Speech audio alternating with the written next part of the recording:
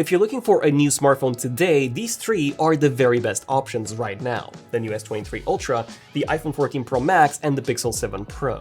But which one is the overall best choice? Well, we have 14 different categories from looks all the way down to value to find out. The winner of each category gets 3 points, the second place gets 2, and the third place gets 1. But before all that, I want to give a quick shout out to our sponsor Jackery, the world's leading innovative and green outdoor energy solutions provider. More on Jackery later in the video. Starting off with the looks, these phones look very different. You see, the Samsung has this more squared off look, then the Pixel is more rounded, and then the iPhone is even more rounded. Now, there's also a big difference when it comes to their backs. With Samsung, you get this super stealthy black look with the camera modules just sitting on top of the back. With the iPhone, the black is technically more of like a gray, and by the way, these phones actually change their color based on how the light hits them. So in some cases, they would look gray, in other cases, they would both look very, very dark and basically black. Of course, we also have the famous camera island on the iPhone, and then we have the Pixel, which has a shade sort of like in between the two, if you take a look at them from a specific angle. Now, the Pixel is unfortunately the only one without a frosted glass back, so fingerprints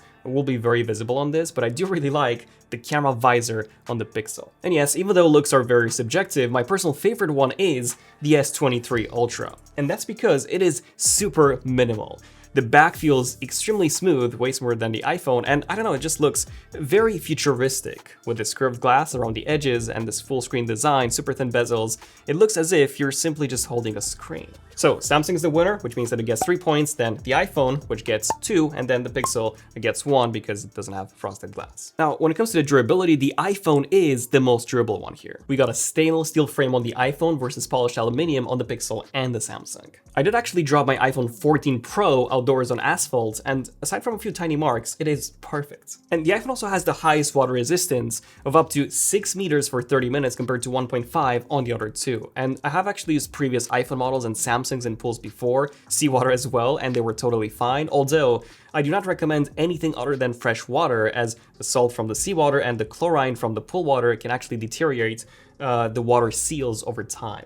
Oh, and none of their warranties actually cover water damage, so do keep that in mind. Now, even though the Samsung doesn't have a stainless steel frame, it does use armor aluminum, which is more durable than the Pixel's standard aluminum frame. And it also features Gorilla Glass Victus 2 for up to a 2-meter drop resistance on asphalt rather than 1.8 on the Pixel with Victus 1. Apple uses ceramic shield on the iPhone, which they claim to be very durable, but at the same time, they don't really give us any numbers. But do remember that all of these numbers were given in lab conditions. In the real world, when you drop any of these, they would very likely break, as the asphalt isn't really smooth. There's plenty of bumps and other factors that could influence all of that. All in all, iPhone first, Samsung second, Pixel third. Now, when it comes to comfort, that is definitely the Pixel. It has the most curved frame. Also, the frame sticks out a bit more compared to the display, which still gives it a great grip. And the Pixel is also the lightest out of the three. Now, the Samsung has a more squared off frame. It's still grippy, just not as comfortable as the Pixels. And then we have the iPhone, which has the most squared off frame, basically flat.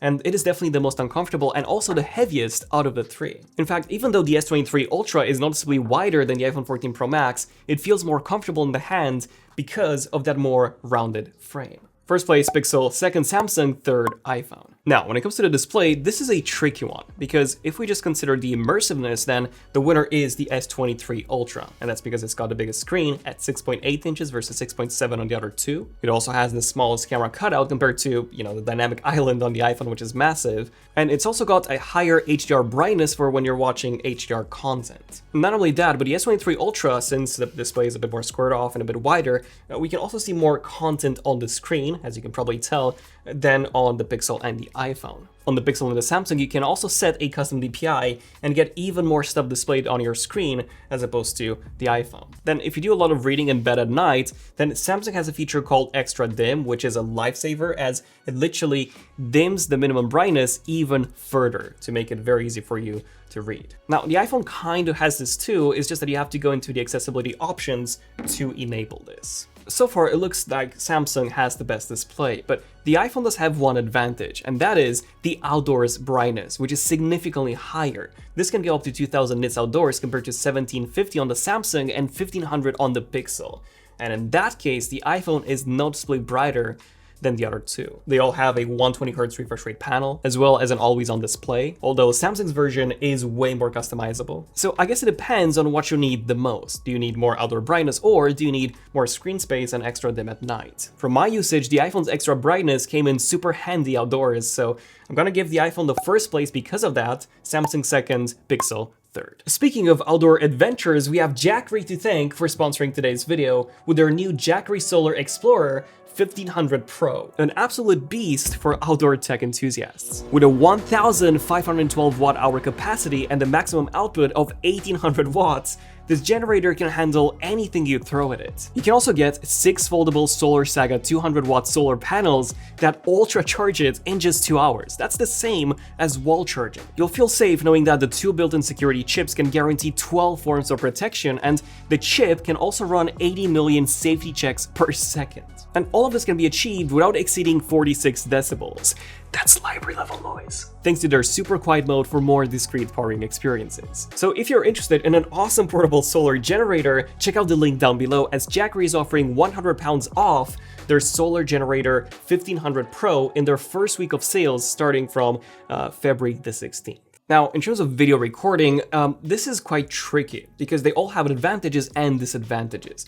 When it comes to the sheer quality, the iPhone is definitely the best. The footage is super clean, super high-res, very smooth. You also have ProRes for even higher quality. The night video looks great. It's just amazing. Then the Pixel is also very good, not quite as good as the iPhone, but still very good.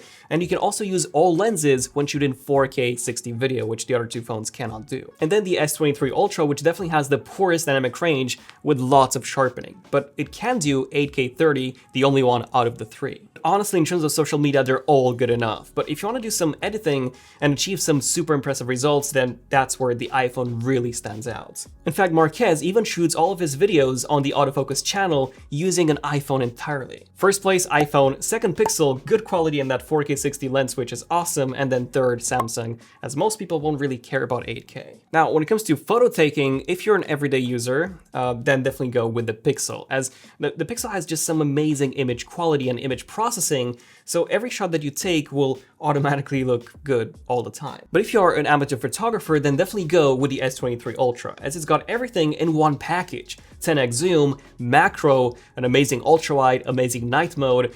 Yeah, it's just so good overall. The iPhone is also really good, but sometimes it does blow out the highlights quite heavily, and its ultra-wide is just not as good as the other two. Its zoom range is lower than the other two, 3x compared to 5 and 10.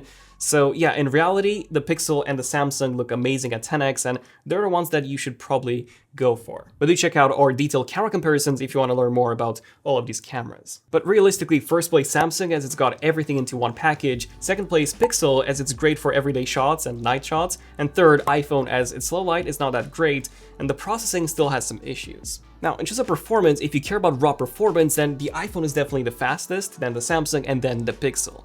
But you probably won't be doing benchmarks all day, so in terms of how they actually feel, they're all super fast, and they all feel crazy fluid. A couple of small things that I've noticed: on the Pixel, being the least powerful, it does take the longest when it comes to processing photos. And sometimes I have noticed that some apps do take a bit longer to load. The iPhone is pretty much super fast all the time. The RAM management is okay, not the best with 6 gigs of RAM, but you know, still okay. And the S23 Ultra has been super fast all the time. Like, the RAM management is just amazing. You can go back to apps that you've opened like days or even weeks ago and they would still be loaded in the background, so just awesome performance. And the animations now feel just as smooth as on the iPhone. So Samsung has definitely improved those, and it could also be thanks to the UFS 4.0 storage. And that's now the fastest storage out of all of these three phones. So first place, S23 Ultra, second, iPhone, and third, Pixel. Now, when it comes to the software experience, this one's quite tricky because they're all very different. So I'm gonna tell you about my experience using all three. So the iPhone is definitely the most limited. There's still no side-by-side multitasking, which is really frustrating when I do need it. But the most frustrating thing to me is, for example, when I open a link in Twitter.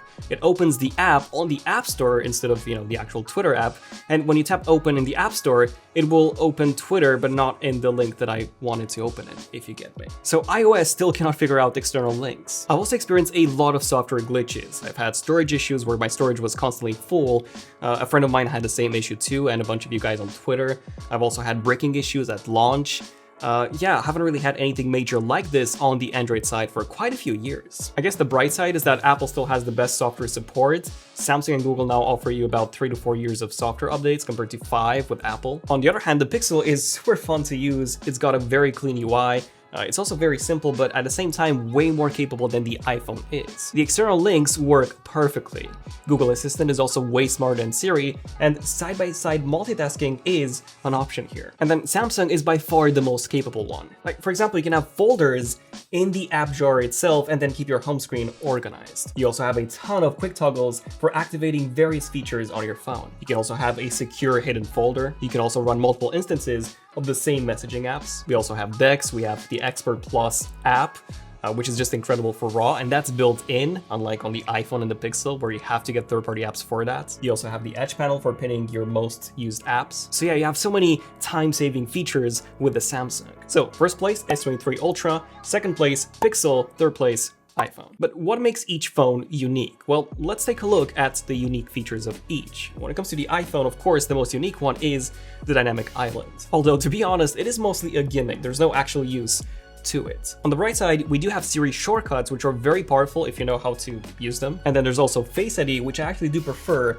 over a fingerprint reader. Now, the S23 Ultra's most unique feature is, of course, the S Pen. But for me, this is also a gimmick. Like, I almost never use it, and that's because writing is always slower than, typing, and I rarely sketch. I guess it's good for signing documents, but I already have my signatures pre-saved, so I don't really have a need for it. Although I can see the use for some people. You also have Bixby routines, which are very powerful and also very similar to the Siri shortcuts. And then the Pixel has some unique features for the general public, like Magic Eraser, which allows you to remove objects and people from a photo with ease, a Photo Unblur, which allows you to increase the resolution of blurry photos. Actually works like magic. But I think my favorite feature of the Pixel is just the haptics. This phone has the best typing experience I've ever used on any other phone. So because of this, I'm gonna give the win to the Pixel. That keyboard is just amazing. Second place, Samsung, and then third place, iPhone. When it comes to the speakers, I'll let you guys listen first.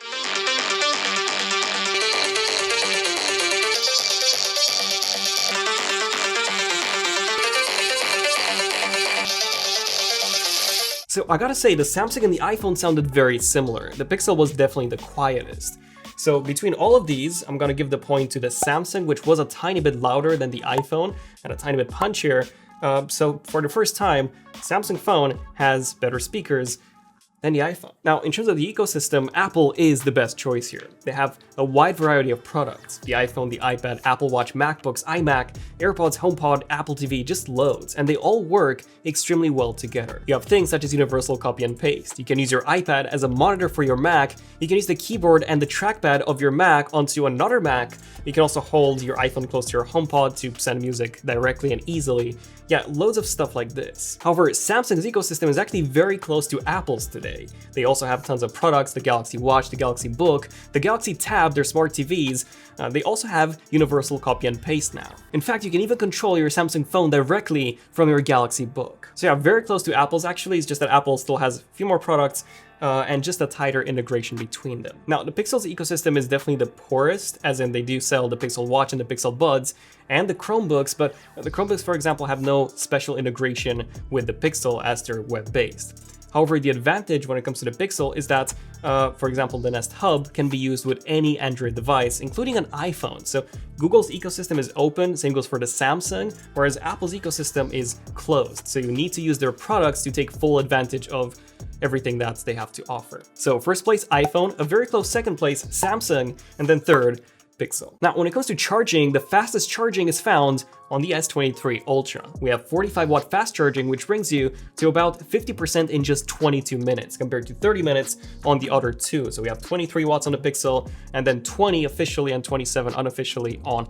the iPhone. But the biggest inconvenience to the iPhone is that you have a Lightning port as opposed to USB Type-C on the other ones. Now, if you prefer wireless charging, then the Pixel has the fastest wireless charging at 23 watts compared to 15 on the other two. However, you will need to buy Pixel's own wireless charger to achieve those speeds, and you will also need to buy Apple's own MagSafe to get the 15-watt wireless charging, where Samsung is 15 watts with basically anything. Samsung and Google also offer you reverse wireless charging for charging your earbuds and your smartwatch. However, the Pixel won't be able to charge the Pixel Watch, unfortunately. So in terms of charging, first place Samsung, second Pixel, third iPhone. Now to compare the battery life, we'll be doing a detailed battery test where I'm going to travel to London for a whole day and then document the whole trip and my whole experience when using the phone. So do stay tuned for that. But until then, ZONEofTECH here did a battery drain test.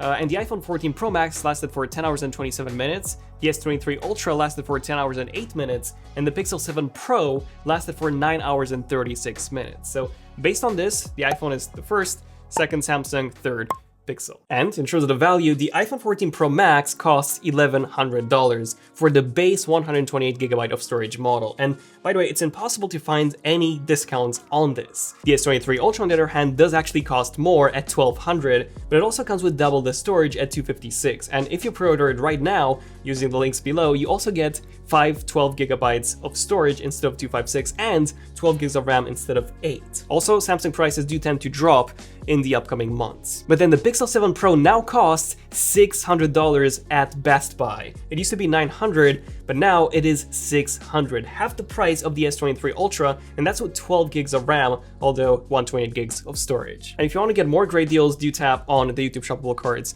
down below. So value-wise, Pixel 7 Pro first, then the S23 Ultra, and then the iPhone 14 Pro Max. So in conclusion, adding all the points, the iPhone 14 Pro Max got 27, the Pixel got 24, and the S23 Ultra got 33. Of course, that they each excelled in different areas, so at the end of the day, it is really up to you to see which areas are the most important ones for you. And if you find out, then do let us know in the comments. All in all, I think you'll all be very happy no matter which phone you pick, as these are all some outstanding options. I'm Daniel, this is ZONEofTECH, and I'll see you guys in the next one. ZONEofTECH, signing out. Cheers.